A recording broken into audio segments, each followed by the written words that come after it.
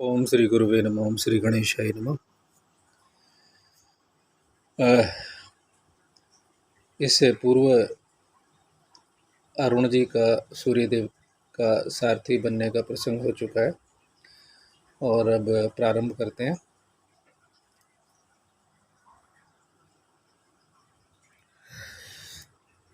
सूर्य के ताप से मूर्छित हुए सर्पों की रक्षा के लिए कद्रु द्वारा इंद्रदेव की स्तुति।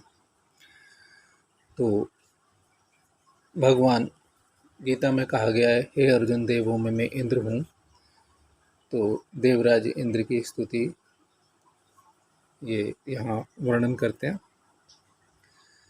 उग्र सर्वाजी कहते हैं, शौनक आदि महर्षियों, तदंतर इच्छा अनुसार गमन करने वाले महान पराक्रमी महाबली गरुड़ समुद्र के दूसरे पार अपनी माता के समीप आए, जहां उनकी माता विनीता बाजी हार जाने से दासी भाव को प्राप्त हो अत्यंत दुख से संतप्त रहती थीं। एक दिन अपने पुत्र के समीप बैठी हुई विनयशील विनीता को किसी समय बुलाकर कद्रु ने यह बात कही, कल्याणी विनीते, समुद्र के भीतर निर्जन प्रदेश में एक बहुत रमणीय तथा देखने में अत्यंत मनोहर नागों का निवास स्थान है, तो मुझे वहां ले चल।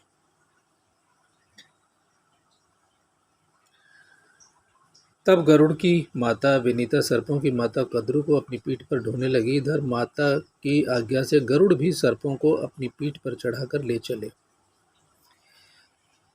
अपने पुत्रों को इस दशा में देखकर कद्रु इंद्र की स्तुति करने लगी।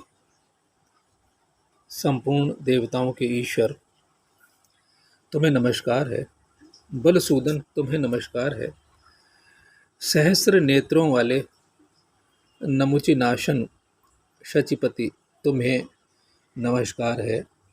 नमस्कार है, तुम सूर्य के ताप से संतप्त हुए सर्पों को जल से नहलाकर नौका की भांति उनके रक्षक हो जाओ। अमरोत्तम, तुम ही हमारे सबसे बड़े रक्षक हो। पुरंदर, तुम अधिक से अधिक जल बरसाने की शक्ति रखते हो। तुम ही मेघ हो, तुम ही वायु हो, और तुम ही आकाश में बिजली बनकर प्रकाशित होते हो। तुम ही बादलों को छिन्न भिन्न करने वाले हो, और विद्वान पुरुष तुम्हें ही महामेघ कहते हैं। संसार में जिसकी कहीं तुलना नहीं है, वह भयानक वज्र तुम ही हो। तुम ही भयंकर गर्जना करने वाले बलदायक बलाहक प्रलयकालीन मेघ हो। तुम ही संपूर्ण लोकों की सृष्टि और संहार करने वाले हो। तुम कभी परास्त नहीं होते। तुम ही समस्त प्राणियों की ज्योति हो। सूर्य और अग्नि भी तुम ही हो। तुम ही आश्चर्य में महान भूत हो। तुम राजा हो और तुम देवताओं में सबसे श्रेष्ठ हो।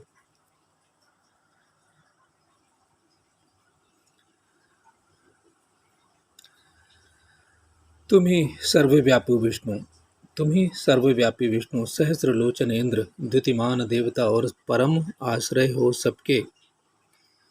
सबके परम आश्रय हो देव, तुम ही सब कुछ हो। तुम ही अमृत हो, तुम ही परम पूजित सोम हो।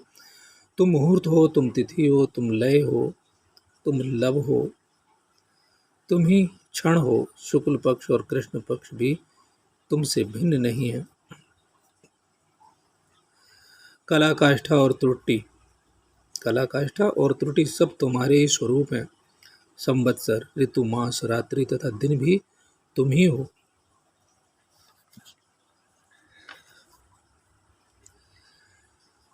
तुम ही पर्वत और वनों सहित उत्तम वसुंधरा हो, और तुम ही अंधकार रहित एवं सूर्य सहित आकाश हो।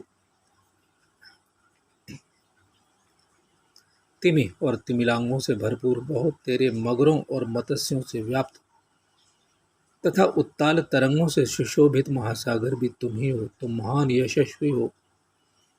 ऐसा समझकर मनीषी पुरुष सदा तुम्हारी पूजा करते हैं। महर्षिगण निरंतर तुम्हारा ही स्तवन करते हैं।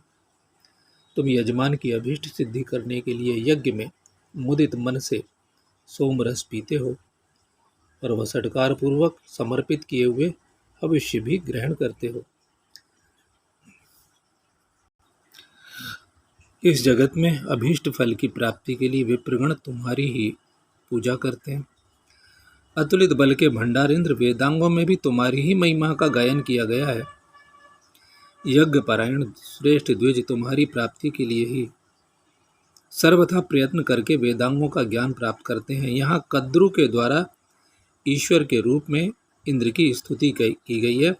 अर्थात ये मानिए कि इंद्र के माध्यम से इंद्र में प्रवेश करके साक्षात ब्रह्म में यानी ईश्वरीय तेज में प्रवेश करके जो इष्ट साधना होती है वो उसका वर्णन है। या ऐसे मानिए कि ये साफ कहा गया कि ईश्वर की ही स्तुति की गई है इंद्र देवता के माध्यम से।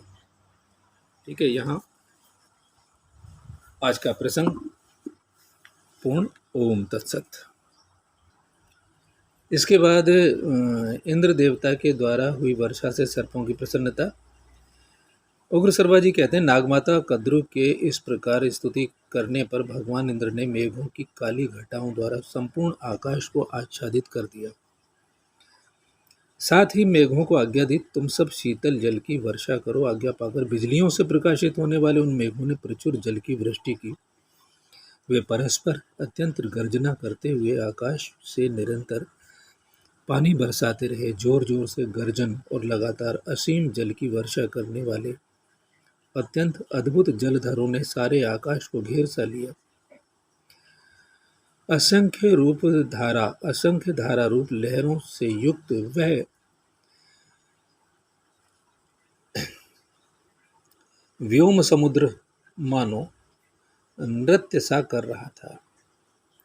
भयंकर गर्जन तर्जन करने वाले वे मेघ बिजली और वायु से प्रकंपित हो उस समय निरंतर मूसलाधार पानी गिरा रहे थे।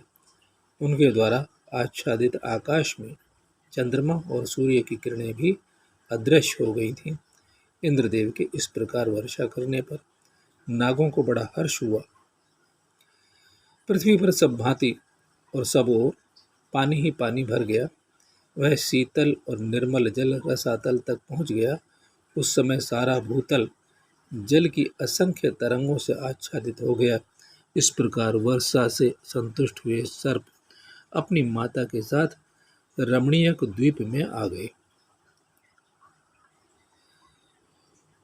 आगे रमणीयक द्वीप के मनोरम वर्णन है वन का वहाँ का। और गरुड़ जी का दास्य भाव से छूटने के लिए सर्पों से उपाय पूछना। उग्र सर्वा जी कहते हैं, गरुड़ पर सवार होकर यात्रा करने वाले वे नाग उस समय जलधारा से नहाकर अत्यंत प्रसन्न हो शीघ्र ही रमणीयक द्वीप में जा पहुंचे।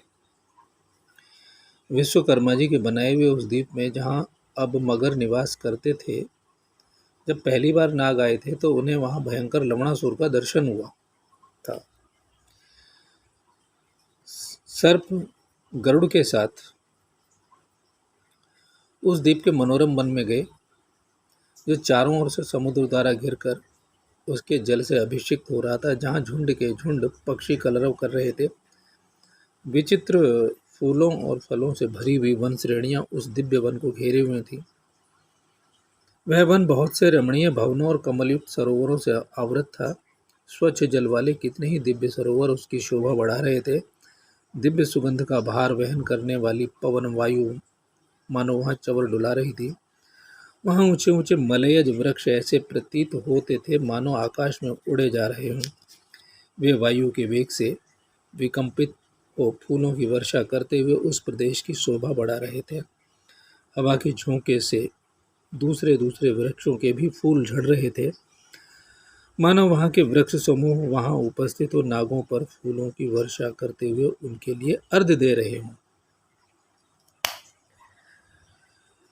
वह दिव्यवन हृदय के हर्ष को बढ़ाने वाला था। गंधर्व और अप्सराएं उसे अधिक पसंद करती थीं। मत वाले भ्रमर वहाँ सब ओर गूंज रहे थे। अपनी मनोहर छटा के द्वारा वह अत्यंत दर्शनीय जान पड़ता था। वह वन रमणीय, मंगलकारी और पवित्र होने के साथ ही लोगों के मन को मोहने वाले सभी उत्तम गुणों से युक्त था। भांति भांति के पक्षियों के कलरवों से व्याप्त एवं परम सुंदर होने के कारण वह कद्रु के पुत्रों का आनंद बढ़ा रहा था। उस वन में पहुंचकर वे सर्प उस समय सब ओर विहार करने लगे और महापराक्रमी पक्षीराज गरुड़ से इस प्रकार बोले, खेचर, तुम आकाश में उड़ते समय बहुत से रमणीय प्रदेश देखा करते हो, अतः हमें निर्मल जल वाले किसी दूसरे रमणीय द्वीप में ले चलो।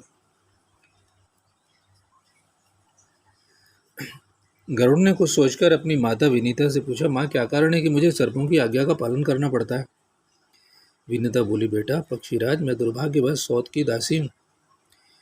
इन सर्पों ने छल करके मेरी जीती हुई बाजी को पलट दिया। माता के यह कारण बताने पर आकाशचारी गरुड़ ने उस दुख से दुखी होकर सर्पों से कहा, जीव लपलपाने वाले सर्पों, तुम सच सच बताओ, मैं तुम्हें क्या ला कर दूं? किस विद्या का लाभ करा दूं अथवा यहाँ कौन सा पुरुषार्थ करके दिखा दूं जिससे मुझे तथा मेरी माता को तुम्हारी दास्ता से छुटकारा मिल जाए? उग्र शर्मा जी कहते हैं, गरुड़ की बात सुनकर सर्पों ने कहा, गरुड़ तुम पराक्रम करके हमारे लिए अमृत ला दो, इससे तुम्हें दास्य भाव से छुटकारा मिल जाएगा। उग्र शर्मा जी कहते हैं, सर्पों की यह बात सुनकर गरुड़ जी अपनी माता से बोले, माँ मैं अमृत लाने के लिए जा रहा हूँ, किंतु मेरे लिए भोजन की सामग्री क्या होगी, मैं ये जानना चाहता हूँ। विनीता ने कहा, समुद्र के बीच में एक टापू है जिसके एकांत में प्रदेशों में निषादों यानी जीव हिंसकों का निवास है। वहाँ सहस्रों निषाद रहते हैं, उन्हीं को मारकर खा लेना और अमृत ले आओ। किंतु तुम्हें किसी भी प्रकार ब्राह्मण को मारने का विचार नहीं करना चाहिए, क्योंकि ब्राह्मण समस्त प्राणियों के लिए अवध्य है। वह अग्नि के समान दाहक होता है। कुपित हुआ ब्राह्मण अग्नि, सूर्य, विष एवं शस्त्र के समान भयंकर होता है।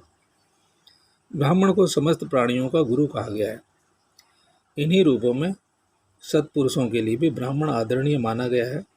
तात तुम्हें क्रोध आ जाए तो भी ब्राह्मण की हत्या से सर्वथा दूर रहना चाहिए। ब्राह्मणों के साथ किसी भी प्रकार का द्रोह नहीं करना चाहिए। अनंग कठोर व्रत का पालन करने वाले ब्राह्मण क्रोध में आने पर अपराधी को जिस प्रकार जलाकर भस्म कर देता है, उस तरह अग्नि और सूर्य भी नहीं जला सकते। इस प्रकार विविध चिन्हों के द्वारा तुम्हें ब्राह्मण को पहचान लेना चाहिए। ब्राह्मण समस्त प्राणियों का अग्रज, सब वर्णों में श्रेष्ठ और पिता और गुरु है। गरुड़ ने पूछा, माँ ब्राह्मण का रूप कैसा होता है, उसका शील स्वभाव कैसा होता तथा उसमें कौन सा पराक्रम है? यह देखने में अग्नि जैसा जान पड़ता है क्या, अथवा सौम्य दिखाई देता है? माँ जिस प्रकार शुभ लक्षणों द्वारा मैं ब्राह्मणों को पहचान सकूं, वह सब उपाय मुझे बताओ। विनीता बोली, बेटा जो तुम्हारे कंठ में पड़ने पर अंगार की तरह जलाने लगे और मानो बंसी का कांटा निगल लिया गया हो, इस प्रकार कष्ट देने लगे, उससे वर्णों में श्रेष्ठ ब्राह्मण समझना चाहिए।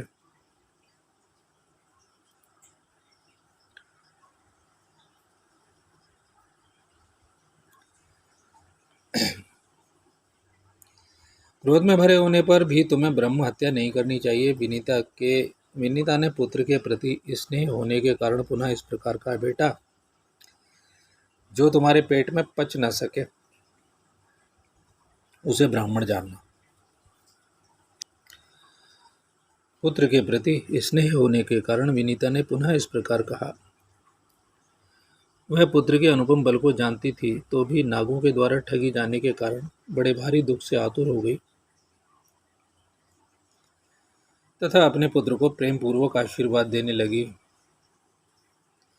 विनीता ने कहा, बेटा वायु तुम्हारे दोनों पंखों की रक्षा करे, चंद्रमा और सूर्य पृष्ठभाग का संरक्षण करे, अग्निदेव तुम्हारे सिर की और वसुगण तुम्हारे संपूर्ण शरीर की सब ओर से रक्षा करें।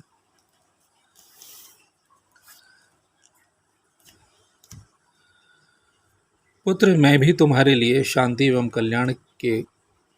कल्याण साधक कर्म में संलग्न हो यहाँ निरंतर कुशल मनाती रहूंगी। वत्स तुम्हारा मार्ग विघ्न रहित हो,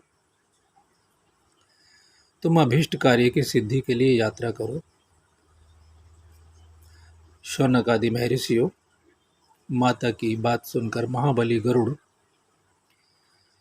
पंख पसार कर आकाश में उड़ गए तथा क्षुधातुर काल या दूसरे यमराज की भांति उन निषादों के पास जा पहुंचे।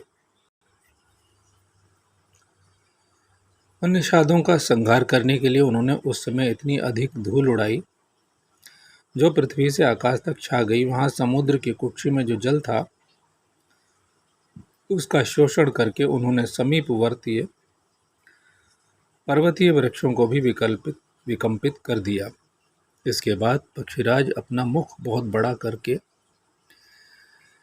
निषादों का मार्ग रोककर खड़े हो गए। तदंतर वे निषाद उतावली में पड़कर उसी ओर भागने लगे जिधर सर्पभोजी गरुड़ जी का मुख था। जैसे आंधी कंपित वृक्ष वाले वन में पवन और धूल से विमोहित हो एवं पीड़ित सहस्रों पक्षी उन्मुक्त आकाश में उड़ने लगते हैं, उसी प्रकार हवा और धूल की वर्षा से बेसुध हुए हजारों निषाद गरुड़ जी के खुले हुए अत्यंत विशाल मुख में समा गए। तत्पश्चात शत्रुओं को संताप देने वाले अत्यंत चपल महाबली और क्षुधातुर पक्षीराज गरुड़ ने मछली मारकर जीविका चलाने वाले उन अनेकानेक निषादों का विनाश करने के लिए अपने मुख को संकुचित कर लिया।